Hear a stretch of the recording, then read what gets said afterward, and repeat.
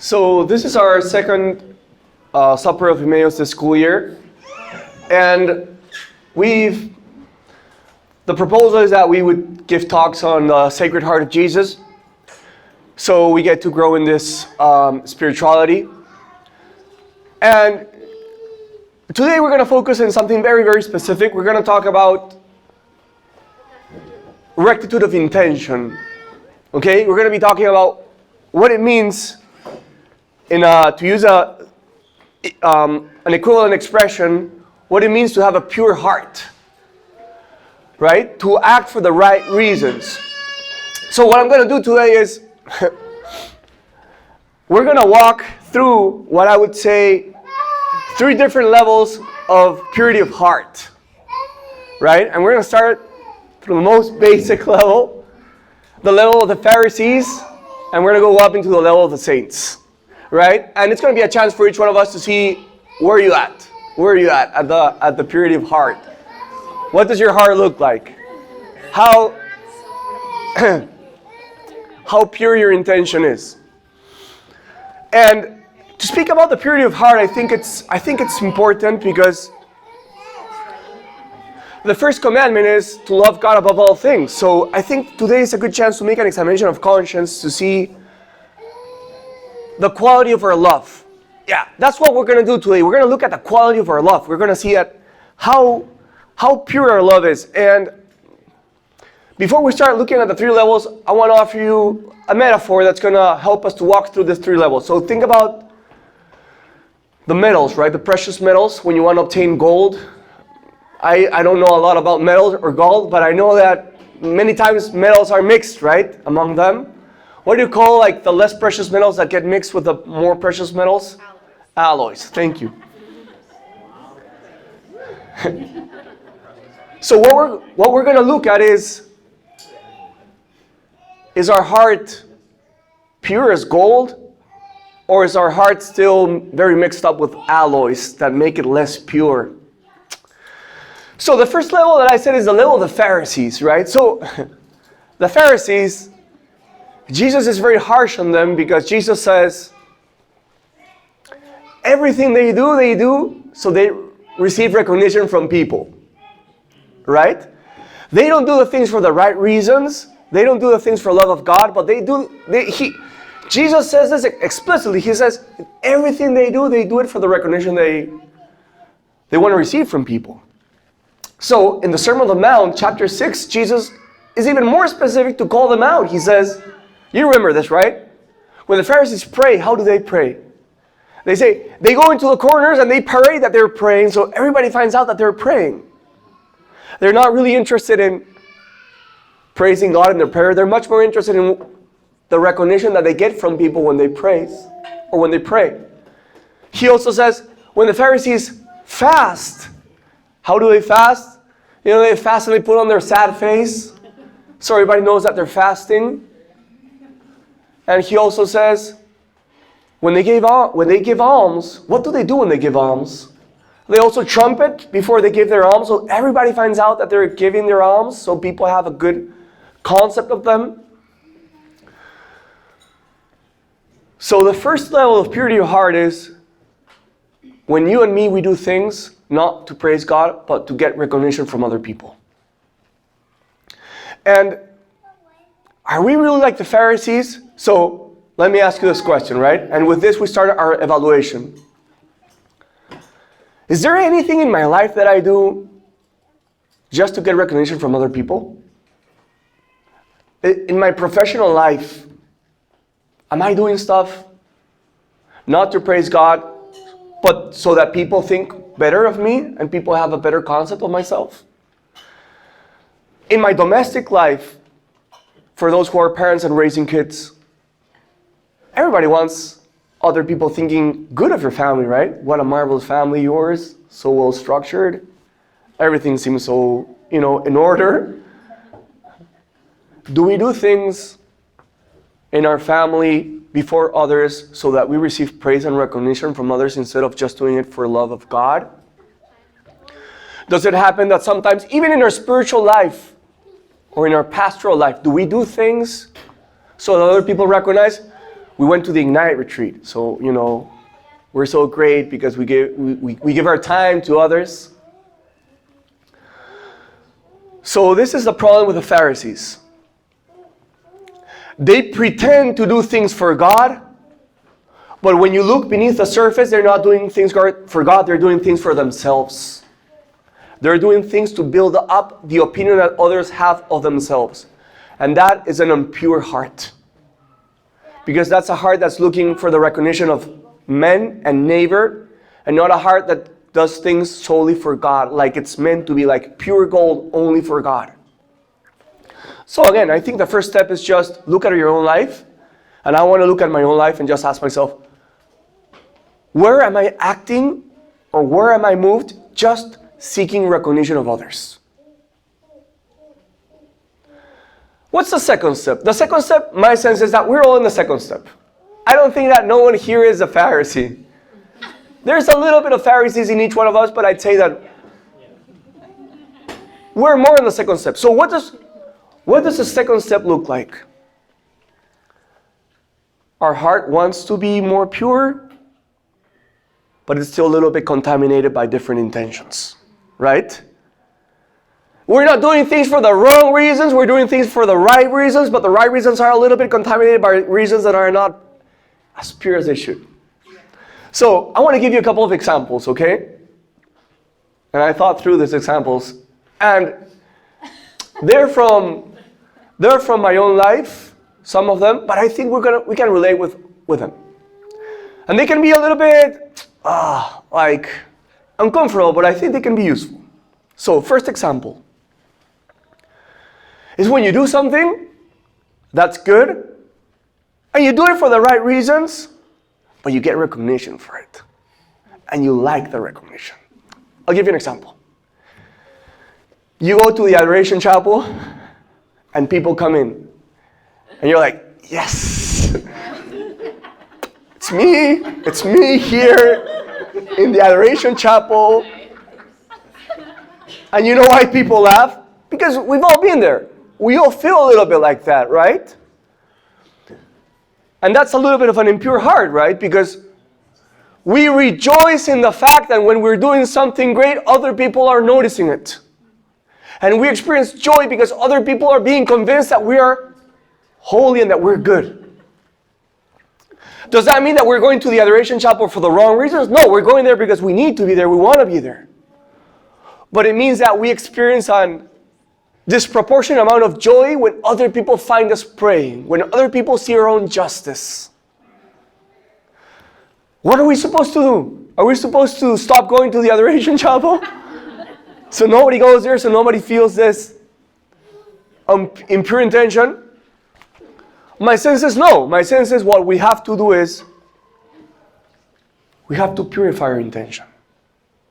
So when we're in the chapel, and when someone comes in and someone recognizes that we're doing something that's good, we humble ourselves and we say, Lord, I am so miserable that I find joy in people thinking that I'm better than I really am.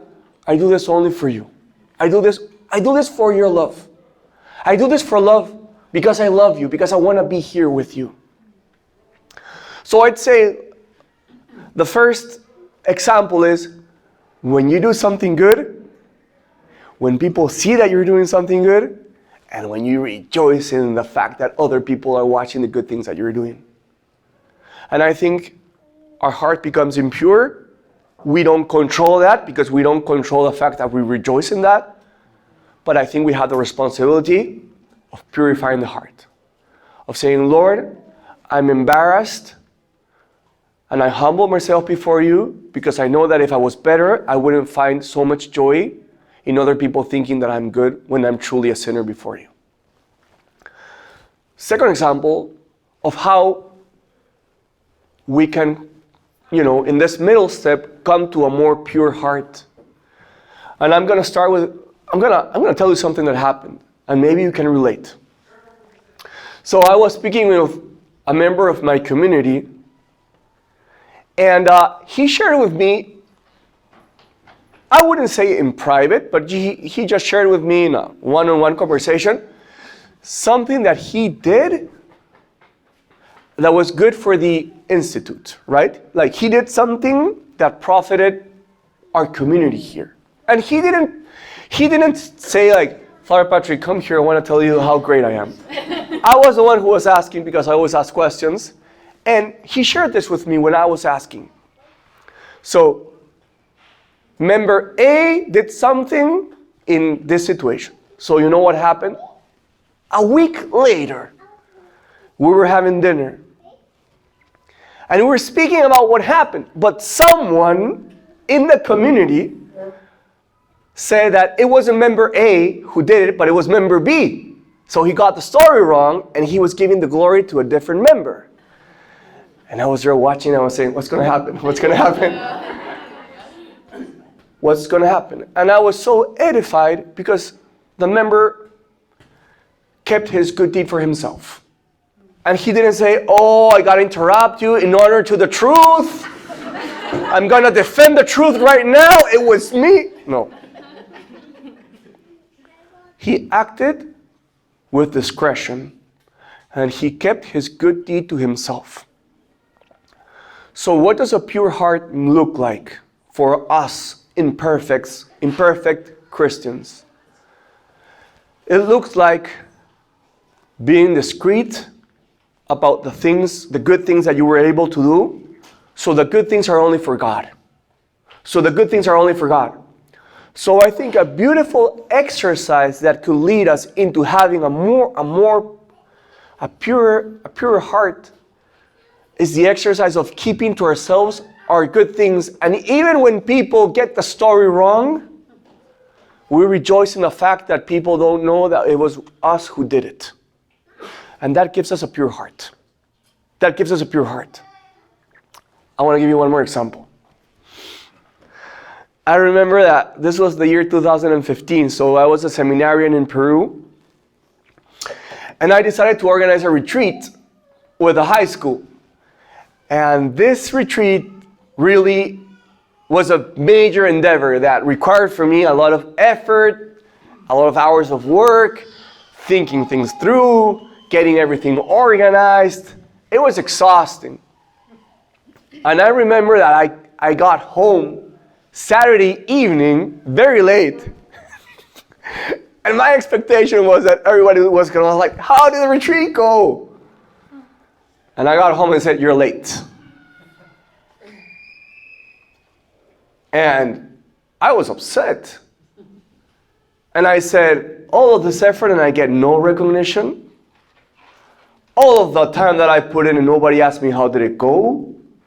How did things go? How are you doing? Are you doing well? And you know how can we purify our hearts? When we don't get the recognition that we deserve and we're happy about it.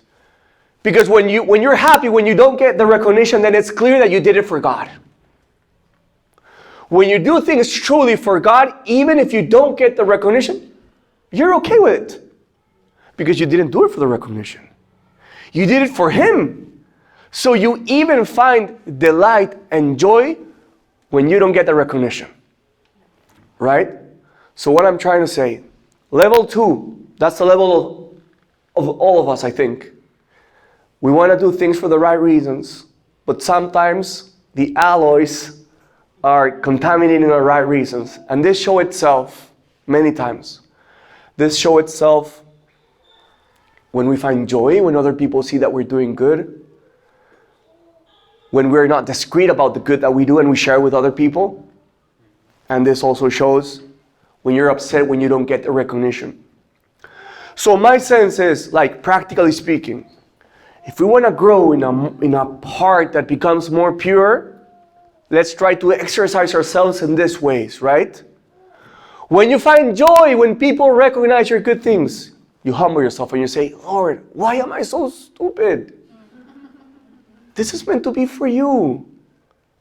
When you do something good, keep it for yourself. So it's only for God. And when people don't recognize all of your effort, you're pregnant, all the things that you take care of 100 kids. You say, Lord, it's for you. And that moves us to have a more pure heart. Right? And that's what we want. We want to increase the quality of our love. That's the key. Increase the quality of my love. I want to make my love better for you. And what's the problem when we do our good deeds for the recognition of others? Jesus says in the gospel to the Pharisees, he says, they already got their prize. Right? He says that. When they do everything to get the applause of people, they say, they already got their prize. And that's why he says, when you go to pray, go to your room, close the door, speak to your Father, and your Father will give your prize for it. So think about it. When we keep a pure heart, what happens? We save our prize for the future. Instead of cashing our prize for too little. Let me finish with this. What's the greatest level? The level of the saints. Right? Always the level of the saints. Right, Mario Liza? The level of the saints. She's climbing up to the level of the saints.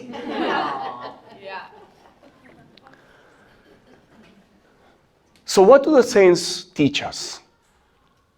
The saints have the capacity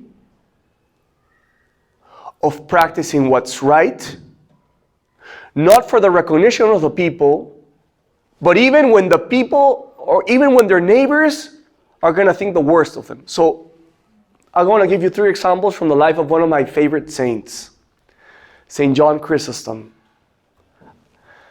We only get to know the saints through the books, right?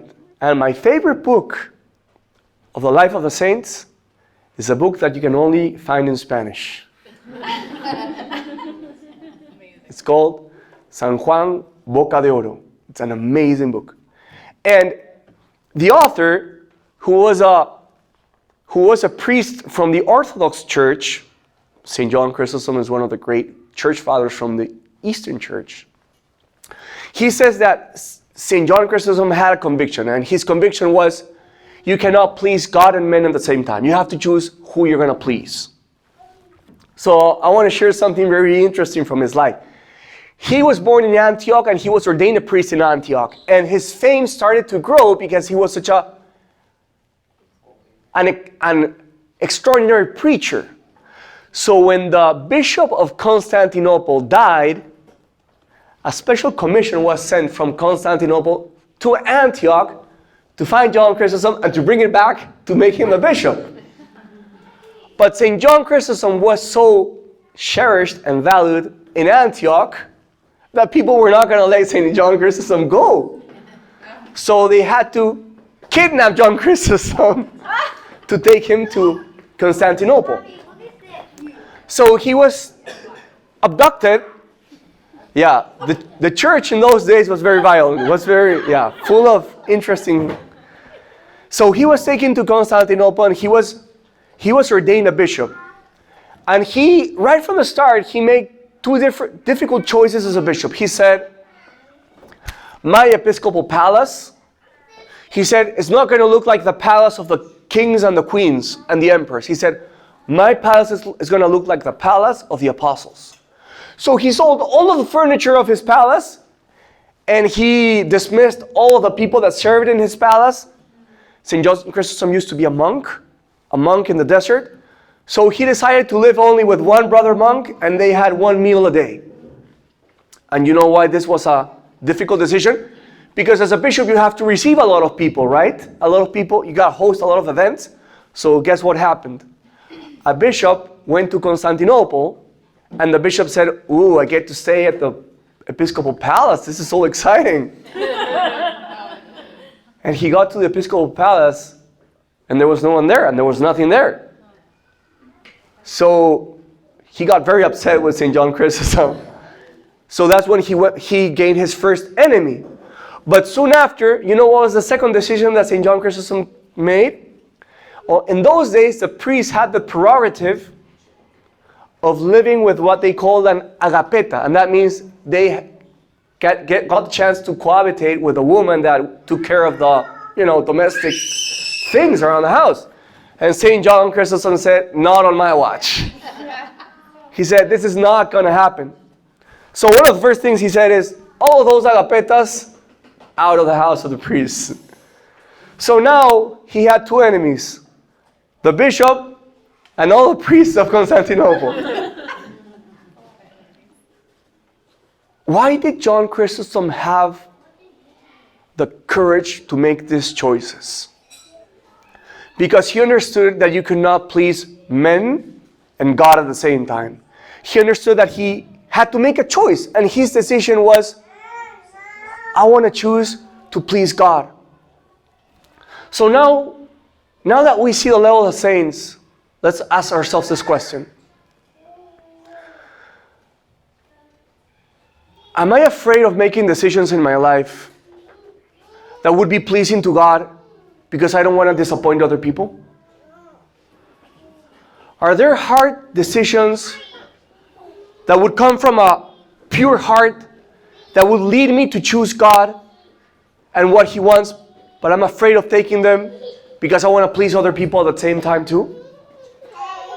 So the saints are those who have such a pure heart that they can choose what's good, even when they know that choosing what's good will not grant them recognition from its neighbors, but will gather the hatred of their neighbors. But they know that pleasing God is more important than pleasing neighbor. So today, like I said, my hope is that this small talk could be a chance to look at our own heart and ask ourselves this question. How's the quality of my love? How good is my love? How pure is my heart? What is the quality? If I was to rate my heart, how pure is it in His love, or is it still covered by alloys? And that's why we said, first level, the Pharisees, they do everything for recognition of others. All the time. Their prayer, their fasting, their alms, everything they do it, they don't do it for God, they do it for themselves. So that's why I said, we gotta ask ourselves, what am I doing just for the recognition of others? Is my heart yearning to be recognized by others, and that's moving my actions? And I said, second level, that's the level that we are in. The level of our heart is pure and our heart wants to be pure, but it's still covered by alloys, right? So I gave you those three examples. When you do something good and people recognize you and you're so happy, purify your heart. You say, Lord, it's only for me. It's only for you, I mean. I also said that example, right, of being discreet. Our works are really for God when we keep them just for Him. When we don't, parade the good things that we do, but we keep them to ourselves. We keep them secret, and that's when we are sure that we will get the recognition from it. And third, I also talked about how when we feel we deserve recognition, right? Like that day when I got back from the retreat, and people said, "You're late." And we feel so disappointed when they don't give us the praise that we wanted. So when you don't get the recognition, what do? Do you feel depressed? No, you say, Lord, thank you, because that means that this is a reminder that's only for you. And then I said the level of the saints is when they choose to do what's right, not for the praise they'll get from people, but even when they know that the right choice will get them the hatred from other people, but they know that they have to make the right choice. And that begs the question, is there any decision in your life that you're holding from doing because you want to please other people? Even if you knew that this would please God truly? And obviously, the one who has the most pure heart is Jesus Christ. He showed us what it means to have a pure heart, because in all of His decisions, even when He went to the cross, the only thing that He had in mind and that He had in His heart is, I want to praise my Father. I want to do His will. And that's what moved Him His whole life. So for those of us who are going to the holy hour dedicated to the Sacred Heart, I think this holy hour can be an occasion where we ask for forgiveness for all the times that we had an impure heart. For all the times that we were, instead of offering everything for Him, stealing things, stealing His honor, wanting to gather things for ourselves. But it can also be an occasion to admire His heart and to say, Lord, how beautiful is your heart.